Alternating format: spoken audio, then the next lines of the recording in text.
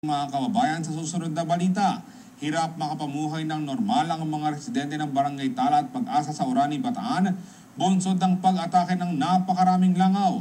Reklamo ng mga naninirahan sa naturang mga lugar na galing umano sa isang poultry farm ang mga langaw. Kasama sa pagbabalita, Alerto Alisto, si Aislinn David.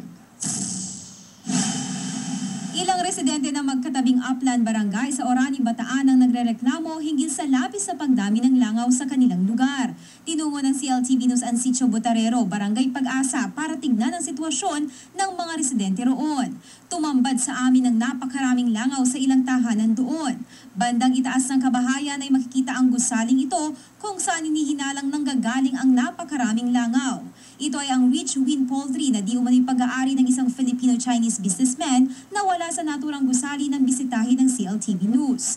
Sa pag-ikot sa naturang barangay, napansin ng isang pamilya na habang kumakain sa hapagkainan ay nakakulambo pa. Oy, bakit po kayo nakakakulambo? Matutulog na ho ba kayo? Hindi ho kami makakain kasi ang dami hong langaw eh. Tsaka ho kapag yung langaw na kumagat, maraming mikrobyo dala.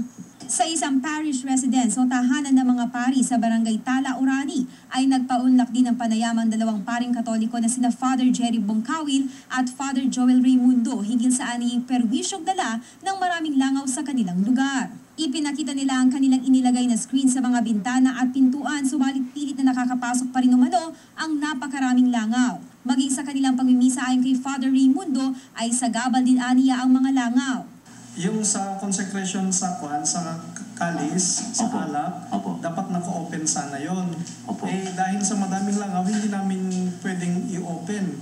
Kasi pupunta ng langaw sa loob ng consecrated na alak. Hindi po pwede yon. Si Josephine Manalo, isa sa mga residente ng Sitio Botarero Pag-asa ay nagkwento rin sa news team kung paano sila napeperwisyo ng sangkatutak na langaw dala ng naturang poultry farm sa kanilang barangay. Dagdag pa ni Manalo na lalong maraming langaw kapag nag-harvest o naglilinis ng poultry house ang caretaker nito. Sa kasalukuyan ay pinaiimbestigahan na umano ng mga lokal na opisyal sa lugar ang naturang poultry house. Umaasa ang mga residente rito ng agarang aksyon mula sa mga opisyal ng barangay at munisipyo pati na rin ng DNR at iba pang concerned agencies. Kasama si Mike Sigaral, ako si Aislinn David, Alerto Alisto sa pagbabalita.